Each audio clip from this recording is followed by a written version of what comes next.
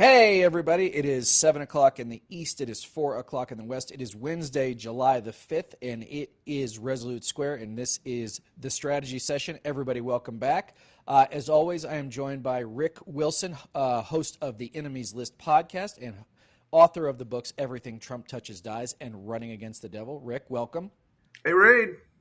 And as always, legendary ad man and author of It Was All a Lie, Stuart Stevens. Stuart, welcome back. Good to be here, man. Thanks. All right, so I hope everybody had a happy and healthy 4th of July. I know I did. It was good to get out there and celebrate America in my red, white, and blue, and I hope you guys and everybody out there as well had a good day. So, guys, it's politics waits for no one, and so it's been another busy. I don't even know if we call these days anymore. Remember how you used to have news cycles, the 24-hour news cycle, and now it's like a news ecosystem.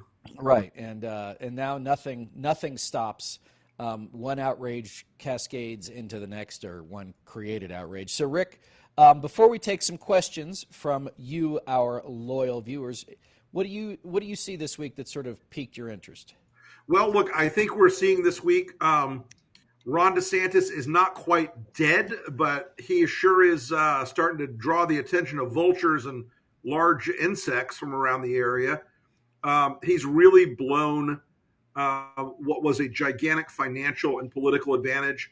There are a lot of stories rolling out now about the campaign's in crisis. He is not likable. He's burning through money at a prodigious rate.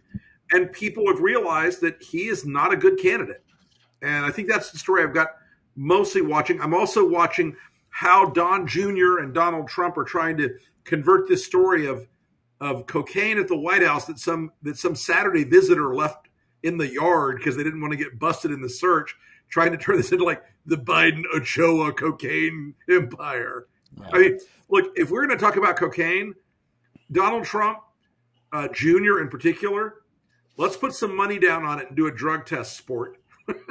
So, Rick, before I move on to Stuart, let me ask you a question because I think we want to spend a little bit of time on DeSantis. So, yeah. What do you think is going on with the individual Floridian, right? We know that the insurance market in the state is in crisis. We know that he's cost the state $1 billion with his feud with Disney.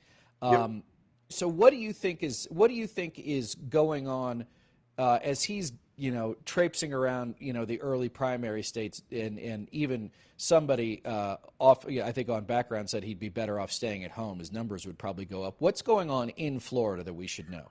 Well, look, 3 things happening in Florida right now. You're absolutely right, Reed. We are now entering hurricane season in Florida, and the property insurance market, which Ron DeSantis has completely ignored, utterly ignored, is facing collapse. Even before there's a single big storm of the season. 5 or 6 companies are on the verge of bankruptcy. I spoke to the head of one of the largest firms and the most solvent, and he described their situation as bordering on disaster. And if they didn't have very deep pockets, they'd be out of business already. DeSantis has completely ignored it. People begged him in the legislature to address it. What did he do instead? Abortion bans, going after Don't Say Gay, going after Disney, spending his entire time trying to get rid of immigrants in the state, which is the second big story. I come from a family deeply involved in Florida agriculture, and they are across the state right now on the verge of bankruptcy because he has made it a felony to transport anyone without full documentation. And any of the people who are documented completely according to his standard, if you hire them, you're committing a felony. And so it has shut down immigrant labor in the state for agriculture. And so right now, you were going to have vegetables and fruit rotting on the vine. You were going to have cattle dying in the fields. You were going to have hog processing and poultry processing places going. They're going to basically slaughter their crops because you can't get labor in the state of Florida right now. So that's a big crisis he's created. And finally, there is a brewing revolution against Ron DeSantis in the state legislature. They did everything he wanted because they were afraid of him. They were afraid of the trolls that he commands with Christina Pushaw. They were afraid of him, becoming president and holding them to account. And they're afraid because he's a bully. And that spell is breaking quickly. There are people right now who are speaking more and more openly about why Ron DeSantis is about to have, if he doesn't win this presidential race, his next 2 years as governor are going to be a living hell, and not because of Democrats, but because of his fellow Republicans who played his game and are now sick of it. Well, I can't imagine anything worse happening to anybody nicer. But Stu, before we get to you, I want to say this. So all of the real life issues that Rick laid out for Floridians, right, are compounded now by a video that DeSantis' campaign released last week to, in their quote, end Pride Month on a high note. Sam, why don't we go ahead and roll that and we can discuss it.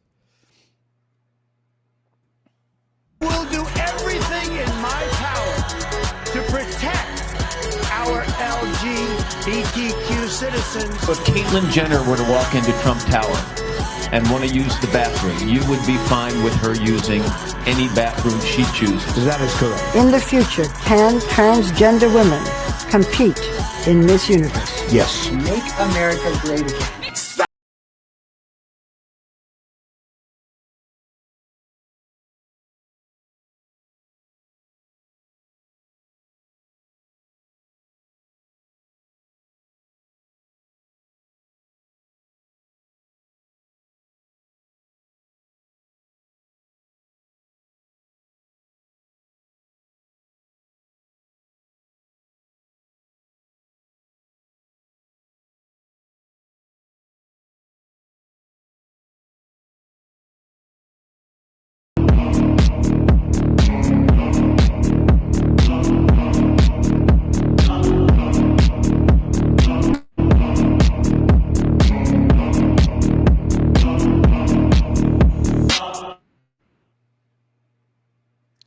All right. So aside from the sort of dehumanizing effect on the LGBT community, Stuart, that this is trying to engender, give us, I mean, this is real.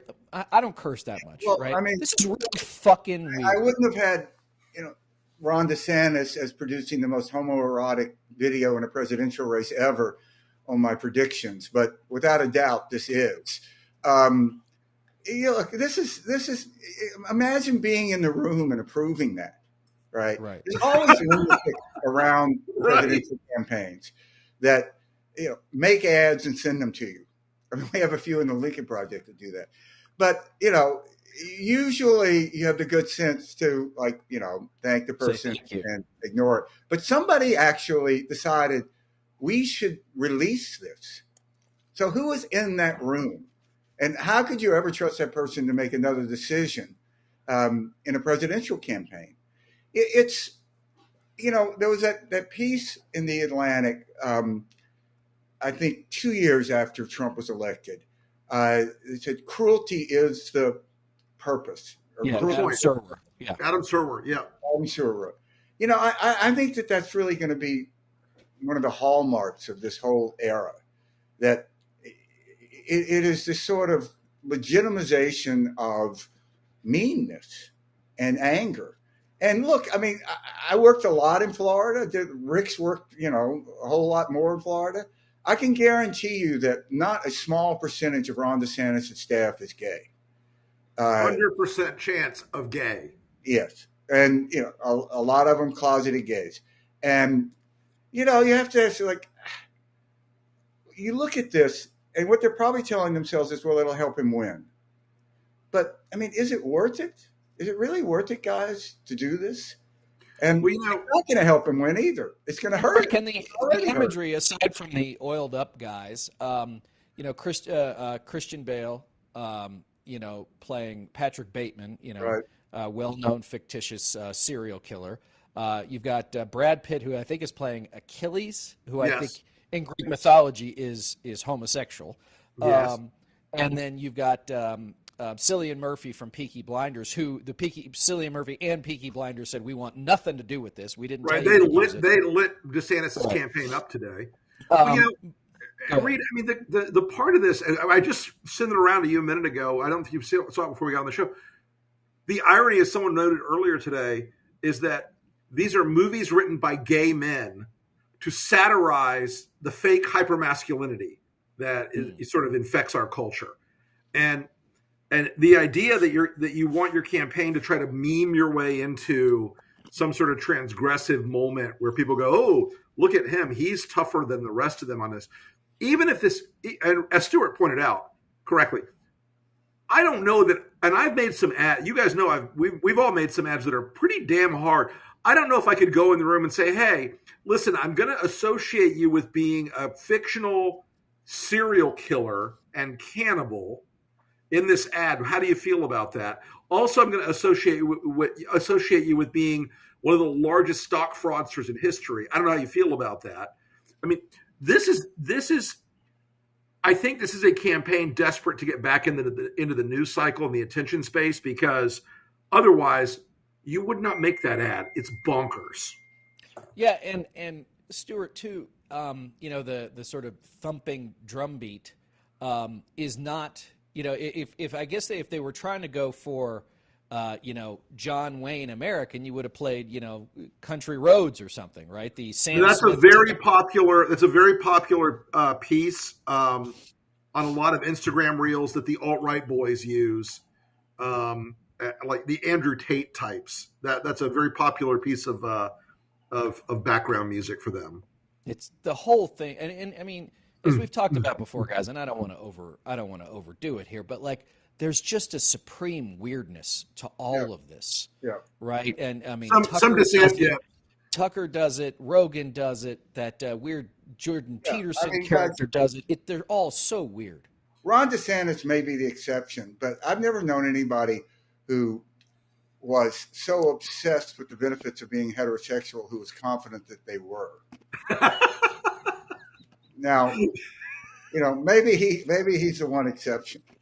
But, NBA centers don't walk around talking about how tall they are for a reason. Right. It's you don't need to say it. And there is just something really off about Ron DeSantis. Well, and one of the things about this, and the DeSantis people, like, I made a comment about it, and of course their first response is, "Oh, you're so triggered, cuck." And it's not really being triggered. I'm less triggered than sort of like befuddled by how completely disconnected from the campaign these people are. Guys, run this by me for a second, and then we should probably do what we told people we do and answer their questions. For sure. Walk this through with me. Let's say tomorrow Donald Trump gets hit by a truck, he's dead, everybody else falls apart in the race, and you got Ron DeSantis in the general election. How do you go back in a general election in the United States of America, where you've passed a 6-week abortion ban, where you've just associated yourself with fictional serial killers, where you're the most anti-LGBTQ candidate since Pat Robertson ran in 1988? 1988, yeah. How do you do that?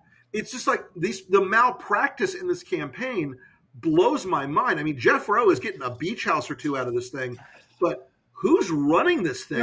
I think it's so ironic about it. The big mistake in 2016 was the inability to imagine Trump, right? So all of those people who attacked each other so that they could get in the primary, so they could get one-on-one with Trump, right? Because obviously the Republican Party wasn't going to nominate a guy talking in public about having sex with his daughter. I mean, you break, that wasn't going to happen. And then I think that Hillary left a lot of votes on the table because people couldn't imagine Trump winning. So I think they're making the same mistake about Biden. All they think they have to do is get into the general election with Biden, and they'll win. And I think underestimating Biden has not proven to be a really good bet since he first ran for president in when he came out in 19.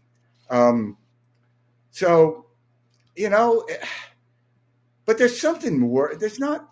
This isn't. Well, I think you're making an assumption, Rick, that they want pathology that is playing out. Yeah, I don't think they want. I don't think a DeSantis campaign wants to. I think he. To your point about you often use the word transgressive. I think he revels in it. You talk about the chip on his shoulder, right? Yep. I think that he wants to inflict this on others, and he's happy to take others along with him on the ride. Trump is very much the same way. The difference is that DeSantis is so nasty and thin-skinned and ghoulish in the way he does it. Right. And Trump his superpower is that he does this, and he does it all with like a smile on his face while he's dancing to YMCA, right? It's incongruous, but it works for him. DeSantis doesn't have even the ability of, like, if you played golf with Trump, I find him loathsome, but it would probably be something you'd never forget. If you had to spend 4.5 hours on the golf course with Ron DeSantis, you'd be like, I haven't had a drink in 5 years. How do I get a straight vodka when I'm done with this? Right? Like, I mean, it's just, you wouldn't even want to have anything to do with the guy. So, all right, on that note, Sam, let's queue up some questions here. You have all been kind enough to send us, and we will answer them for you. Okay, let's see. Amy Porter Paris says, Rick, what's the most effective way to stop no labels beyond just informing voters about their true intentions? Well, I think three things have to really obtain here. Can you just explain real quick? Can you explain for the folks who don't know what no labels is? Sure, folks. No labels is a super PAC that is going to put a conservative Democrat on the ballot in order to draw down votes from Joe Biden and elect Donald Trump. They're funded by Republicans, run by mostly Republicans now. All their money's coming from people like Harlan Crow, who is, of course, Clarence Thomas's sugar daddy. This is a group that claims they're centrist, moderates, and independents, but they think that that Donald Trump is the same moral and equivalent to Joe Biden. That it would be fine if Ron DeSantis was the nominee, but not if Joe Biden is. So they are some folks who talk a great game about being centrist and moderate, but they are, in fact, essentially a pro-MAGA, pro-Trump super PAC now, because they're going to reelect him if they get a candidate on the ballot to kill off Biden. How do you get rid of them? Listen, you have to make it personal now. You have to show what they're doing. You have to show that Mark Penn and Nancy Jacobson are engaged in a deeply cynical play to both profit and seek revenge. They were fired by Hillary Clinton back in the day. They were never hired by Obama. They've never forgiven them for it. They want to go after the Democratic Party and break it in half. This is what's going on now. They've got a lot of like retired members of the Senate and generals and things like that who say, "Oh, we're just here to solve problems. We're moderates. It's an insurance policy." When you hear the words "no labels," think reelects Donald Trump. That's it. Stu? Look, I have friends that have been involved in no labels since the beginning, and the idea was pre-Trump that we were too partisan and we really needed to work together. And I think there were some good intentions in that. But what no labels has turned out to be is a sort of fantasy fest, living in a world that doesn't exist. And when I ask people who are involved in no labels now, who I honestly believe that there are some of these people that don't want Trump. Say, how does this work? They can't name one state that this person would win. And it's really, the reason you have to question their motives, and I think Rick just really nailed it, is because they're not stupid. And they're saying stupid stuff to an evil intent. And maybe you can give them the benefit of the doubt and say, well, really, they are stupid. But I don't think that's the case. But Stu, you can have lots of money, people who will give you more, bad intentions, and be incompetent. That's not at all unusual in politics. Right. Those Venn diagrams can overlap. Yeah. But it's like saying it is, as you guys have used the term, magical thinking, because you say, okay, we're going to win the presidency, but I can't tell you one state. I mean, it's like you've got an NFL team. You go, we're going to go to the Super Bowl. What games are you going to win? I don't know. I can't name one. It kind of just doesn't work that way. I mean, you have to win. You have to win. Right. And, the thing, there's this other element here to the no label thing. A lot of it is saying, well, people won't vote for Biden because they're worried that they're going to get Vice President Harris because, he won't last a full term. And I know people who say that, and they're called the Proud Boys. So I don't know what's different if you're saying that. If you consider yourself like a moderate Democrat, and you're saying that. I mean, that is really an insidiously racist, evil thing to say. It would be a great thing to have a woman of color as a vice president. Rick, this is the same group that just, I think last week, said that if DeSantis was the Republican nominee, they'd pull out. Do you think they'd say that now, given the video we just watched? Probably. Probably, right? Because look, their goal. I mean, and here's something that Mark Penn and Nancy Jacobson both will not admit. She says, I'm not going to tell people who our donors are, because in her mind, she says democracy needs secrecy, which Anonymity. Excuse me. Interesting theory of democracy, but okay. But the reason she's saying that they won't run a candidate if it's DeSantis is that the same people who are funding No Labels are funding Ron DeSantis. The same exact people. And Nancy will not admit this, but she can prove me wrong anytime by being public about it. They can also, by the way, prove us wrong anytime by releasing their polling. They always claim this polling is like, oh, no, it's going to, everybody wants a moderate third-party candidate, and that a moderate will beat a Republican in Texas and a Republican in Florida. A moderate, their candidate will beat a Democrat in Seattle or in Washington State. They'll beat Joe Biden in Delaware. And they'll beat Joe Biden in Delaware. And they'll beat Joe Biden in New Jersey. It's a hallucination of the highest order. But they can dismiss this. They can solve this whole problem anytime they want by releasing their donor list and releasing their polling, and they never will. Yeah, this is Bernie Maddox politics. Yes, it really is. It's just an absurd idea that an independent is going to get elected president in 24. And even out here talking about it hurts Biden. Yes. The premise of it is, well, Biden is so weak, he can't beat Donald Trump even. Right. That's not a useful thing if you're supporting Biden. It has the advantage of being untrue also. Yeah. I mean, I think Biden is going to beat Trump. I think he beat DeSantis. And, part of it is they're looking at this. Well, they can get journalists anyway to look at this world in which we lived in before, where you expected a winning presidential candidate to have 50+% favorables. So, like 2012, Romney, Obama on election day both had 50% favorables. I don't think I don't know when we'll ever see that again. Well, if you got Biden into the mid-40s, I would think that's a huge win at this point. I think that's. But I think it's important, though, Stuart, to just to modify what you said a little bit, because if you went back to Obama in 11, or Bush in 03, or Clinton in 95, they're probably not far from where Biden is now. Yeah. So I mean, it's really that sort of third year, 2.5 years in, sort of.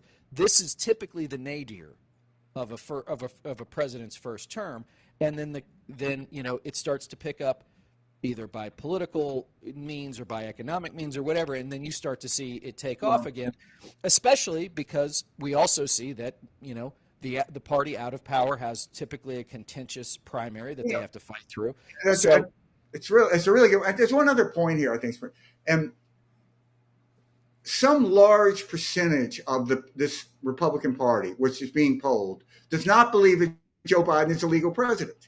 Right. So we've never had that before. So I'd like to see the numbers. I mean, if I was screening this, the first question I would ask is, do you think Joe Biden is a legally elected president? If they say no, I'd throw him out of a sample. What is the point in polling these people? If you don't think he's legal, you say, well, you're going to vote for him. Well, I've really got to hear a good argument, I mean, like, really? I mean, these people are never going to vote for him. So, I mean, it's a little bit of a false premise, but not that really much. How would Biden be doing if if you only polled those who thought that he was legal president? Maybe probably a lot closer to 50. Well, yeah. And Rick and I were out on the road this past weekend, and we got asked a question about the makeup of the Republican Party. Just I know we're a little bit off the Q&A here. And we were saying, look, there's 25 or 35% of the Republican Party who really believes in the kind of stuff that Trump says or the kind of stuff that DeSantis says. And somebody from the crowd said, well, that's millions of Americans. And we said, yeah, it is. Yeah. And that's what makes it scary.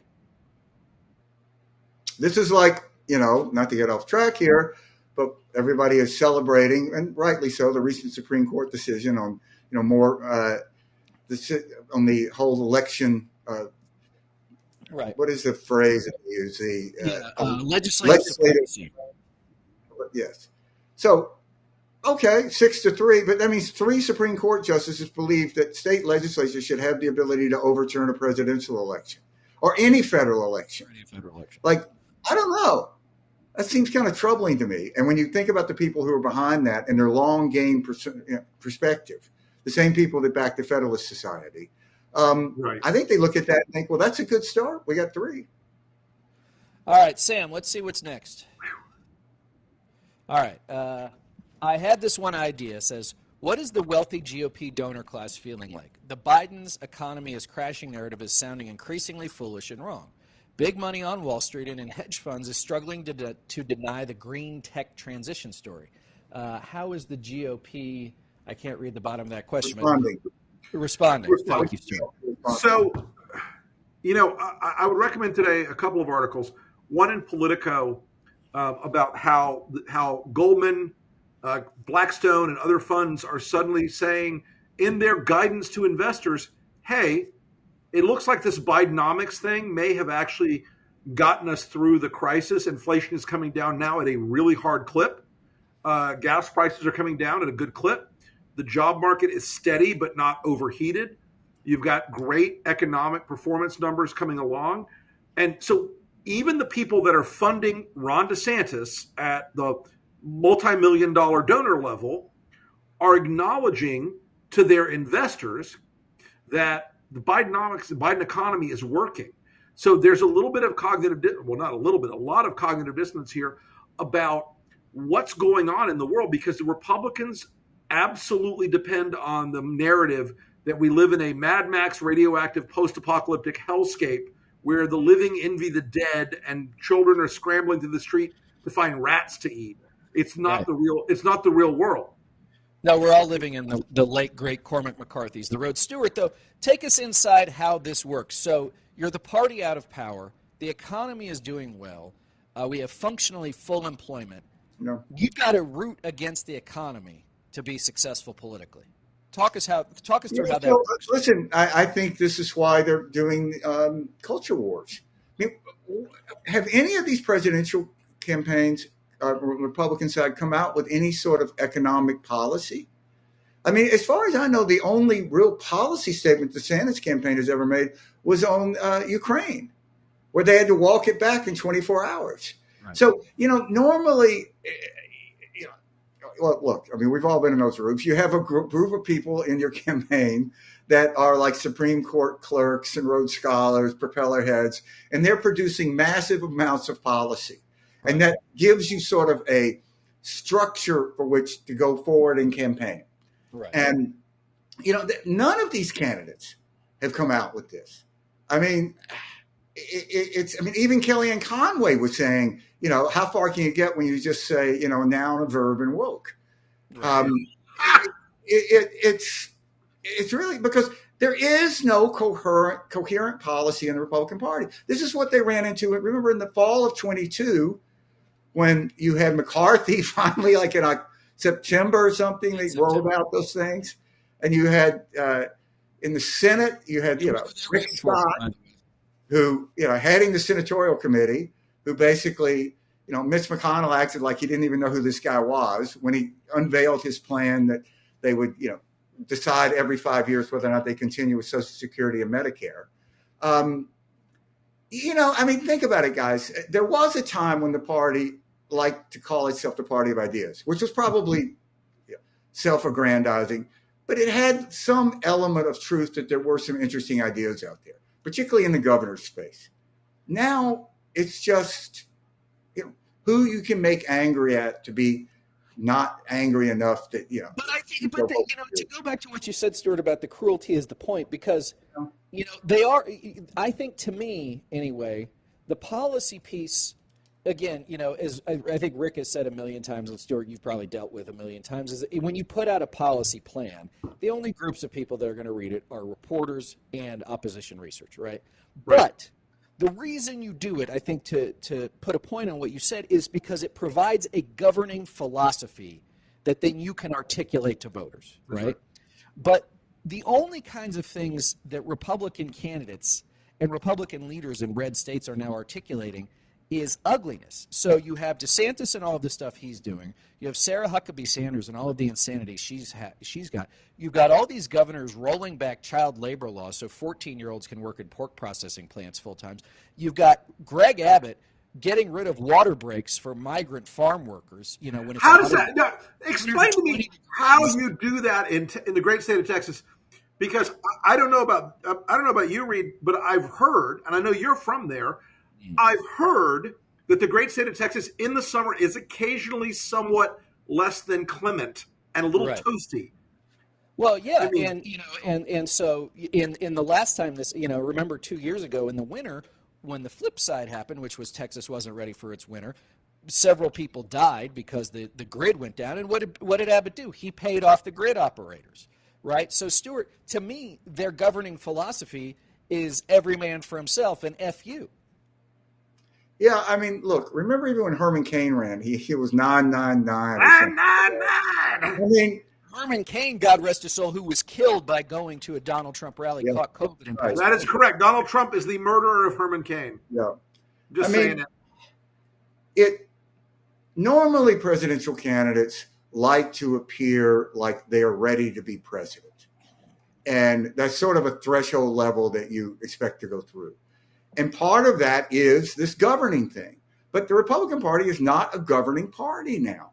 Right. I mean, there is no coherent center-right governing philosophy that anyone can articulate with any credibility. So you look at somebody like Nikki Haley, when she announces, and she just kind of runs through the smaller government stuff and this, it's just like words. It means it's so pro forma, Yeah, it's just like, it's just stuff. Just, like you hearing some phrases that reminds you're driving around a car in the 90s, like where you were. It means nothing. And I would find, if I was involved in that kind of campaign, I would find it humiliating for a candidate not to have any reason they can articulate that is backed up by some policy that you want to be president. And it just shows the sort of bankruptcy of the party, which I think is unlike anything we've seen. And I think that this is something that Rick and I ran into also. And I think it's, Stuart, as you've said before, it's unlike anything we've seen except for the last 7 or 8 years. Yeah. And it's this desperate need, as you've said, to hold on to normalcy. If I just give it one more day, the fever will break. If I just close my eyes hard enough and wake up tomorrow, to your point, like my magical thinking will help it all be normal again. And that's not the case. But there's some folks for whom they probably know this. There's a seed in their brain somewhere that knows this, and it's just going to germinate.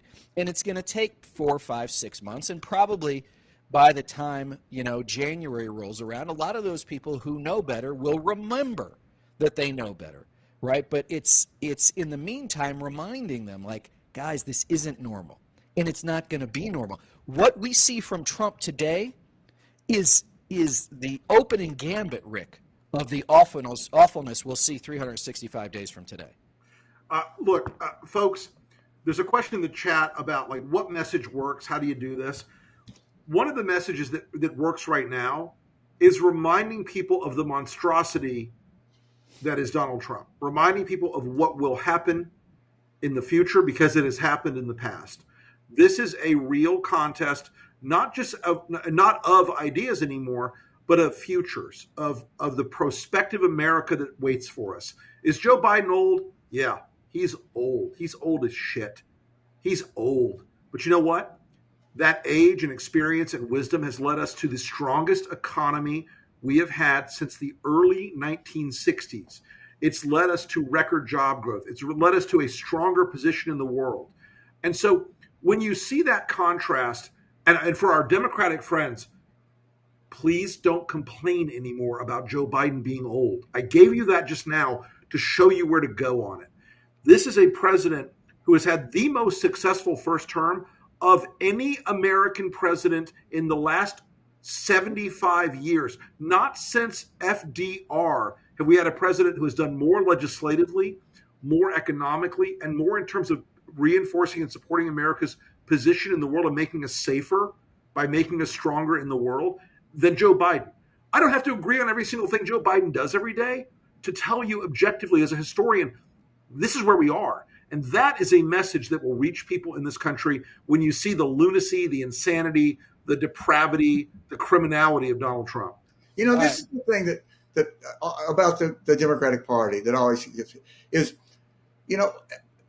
the party should act more confident. I mean, if I ran a Democratic Party, I would wake up every day and say, we're right, they're wrong. Yep. Walk with some swagger here. You have been proven more right than you imagined that you could be proven. And you are on the right side of history. And there's a kind of tentativeness. I mean, people ought to start talking about Joe Biden being a great president. Because that is absolutely. I mean, we haven't even got Rick. You ran off this list of accomplishments, but maybe the greatest is he's saving the world by putting together this coalition that is saving Europe and defending Ukraine. Which, if Donald Trump were president right now, can anybody say with a straight face that Ukraine wouldn't have lost this war? No, and they'd already been Moldova. And the Romanians and the Poles would be convinced, and the Baltics would be convinced they're next. Listen, if Donald Trump was president, I don't know why my screen is out. Sorry, guys. Go ahead. We can hear you, Rick. If Donald Trump was president right now, we would be in a situation where Russian tanks were in the middle of Kyiv 3 days after the war started. Instead, Russians are being driven in waves out of Ukraine. And the Ukrainian people will recapture Crimea by the end of this year if everything goes well. All right, Sam, let's take, if we got a couple more questions, let's take those. All right. All right, KROM3 asks, how realistic is it that Trump would actually go to prison? Well, if I may take this one first, Rick and Stu. I'm an old advanced man. I spent a lot of time around the President of the United States, a lot of time around the Secret Service. Donald Trump is a federal protectee, and he will be, theoretically, for the rest of his life. It seems unlikely to me, whether or not that's in the Atlanta Federal Penitentiary, the Georgia State Penitentiary, or any other penitentiary, that he would ever be in general population. But I cannot imagine a situation, and look, I'm happy to be wrong, where he would not be, if he's going to go to a facility, that it would not be sort of the Escobar-esque sort of place, right? Something that was set up specifically for a former president. He's not one of the many governors of Illinois or Louisiana or New York who've gone to prison, right? This is the former president of the United States. And I could make an argument that they'll say, you know what, you're gonna be locked in Bedminster for the rest of your life or whatever, or whatever. But I don't know, Stu, what do you think? Listen, the problem with the unimaginable is it's hard to imagine. And that's the world that you're into here. I think a jury would convict Trump, and it goes to the sentencing question. And on some of these, you're going to have federal sentencing guidelines. A judge, if you get convicted on espionage, a judge just can't say, well, we're going to put you on probation. So I think you're right. I think they will have to go to some unique situation that he would be, without a doubt, safe, but still his movements would be constrained. And the Pablo Escobar is a pretty good example. Pablo Escobar built himself his own prison. Right. And the Colombian government went along with it until Escobar broke out. But, just think, though, this is what the Republican Party is still defending. Right. There's only one or two people who are running for Republican nomination for president to say they won't support Trump if he's a nominee. It is right now. Laffey, Hutchison, Will Hurd, and the rest of them is still not category. Even Chris Christie, who's gotten a lot of juice lately from being an antagonist to Trump, still will not say the magic words. And I say what the magic words are all the time. If you're a Republican candidate and you say the magic words, which are If Donald Trump is the nominee of the Republican Party, I will be casting my vote for Joseph Robinette Biden. No. Then you're an actual serious person who's due for consideration as a candidate. The rest of them are bootlickers and dogs following around Donald Trump, hoping to get a chance to roll over and show their bellies. It's like these friends of ours that, they said, well, I voted for Pence, not for Trump. It's like, tell me how that works. Well, not only that. I've never seen that ballot where you had like separate, ballot for vice president, separate ballot for president. I mean, it's kind of one thing, isn't it? I mean, it is just such a sort of moral cop-out. Well, that's maybe should be your next book, Stuart, The Moral Cop-Out. All right. Sam, one last question. All right. All right, K-Round 3 again here. Trump's likely running mate. What's the strategy if he somehow get elected but is in prison? Does VP get to take the office? Is there some long-term plan on the part of the GOP in this scenario? A lot there. Let's start with the running mate. Look, I think in the end there are like 4 or 5 people in the Republican field who are trying to be the running mate, and that includes Nikki, Tim Scott, Vivek. But I also don't think there's a real pathway for most of them. I think he's going to look for somebody who strokes his idea of absolute loyalty and who strokes his sort of aesthetic sense of somebody who looks the part, fits the role. And Trump is crafty. He'll be looking for somebody who will be a contrast to Harris in the debates. So that's sort of my theory of the case on the VP thing right now. So, Stuart, but let me ask you, Stu, because, the normal vice presidential process is that you have the campaign puts together a file of who they think might be good. They give it to the nominee, and they're looking at it, and they go through it, and there's a process, and there's interviews. But don't you think Trump would be like, so, you want to be my vice president? Yeah. If they steal this thing from us again, are you going to make sure I win? Right. Well, Carrie Lake seems the most likely, but, she has a good chance of getting elected to the Senate. So, I don't know. But I think that the qualities that he'll be looking for is exactly what Rick articulated. And there'll be no vetting. There'll be none of that. Oh, God, no. It'll be like, do I like them? Do they look good in a suit? I mean, remember, Trump used to say that about his generals all the time. Like, oh, I didn't like that guy. He was a general, but he was bald, or he wasn't tall enough, or I want somebody from central casting for my generals. But look, let's go to this other question. I had never thought about this. If Trump went to prison, would the VP, I guess they would do the 25th Amendment, right? Well, if Trump went to prison, he could still be elected and certified as president. That's the problem. And but if he was convicted. Yeah. Look, I think he couldn't vote for himself, I guess, right? We should probably can't vote. If he's a felon, he can't. But folks, here's the thing, though. Here's the thing, though.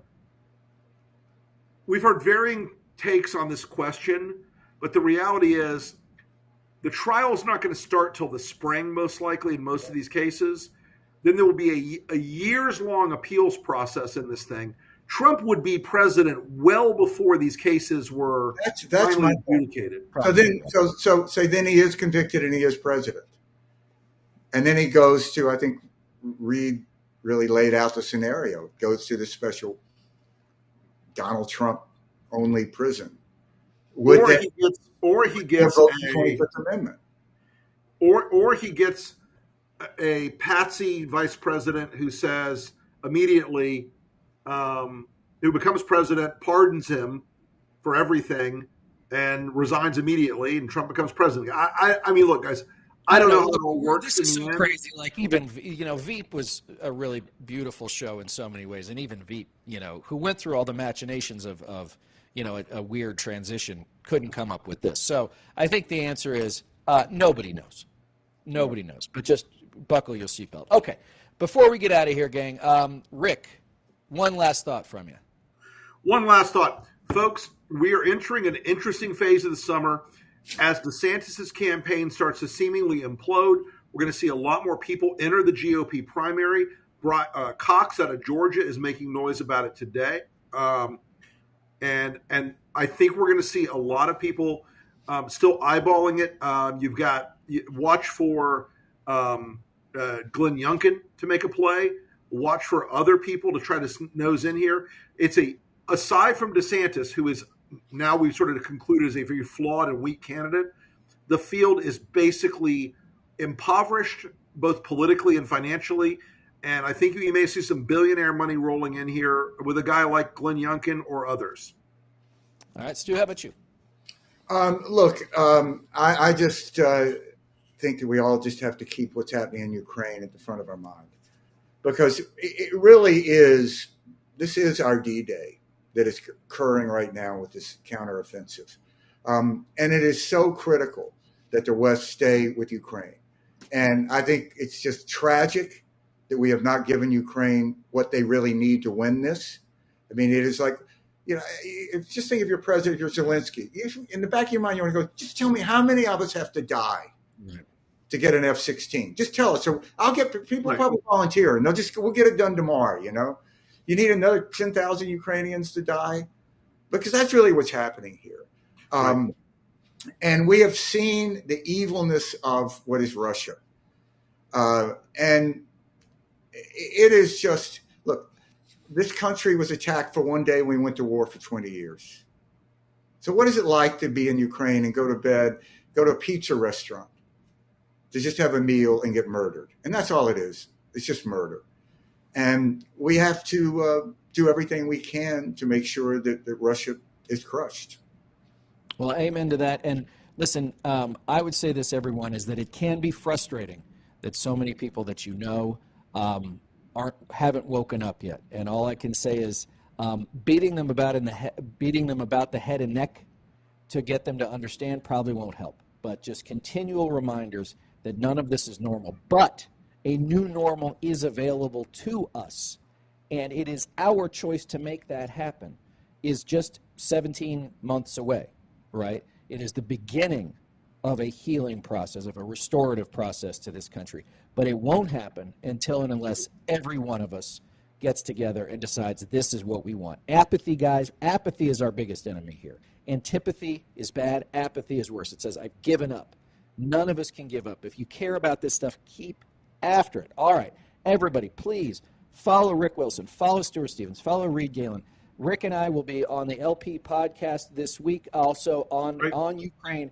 Please download and listen to my conversation with John Cipher, 28-year CIA veteran, about Russia and Ukraine. As always, I want to thank Rick. I want to thank Stuart and everybody else. We will see you next week. Take care. Thanks, guys.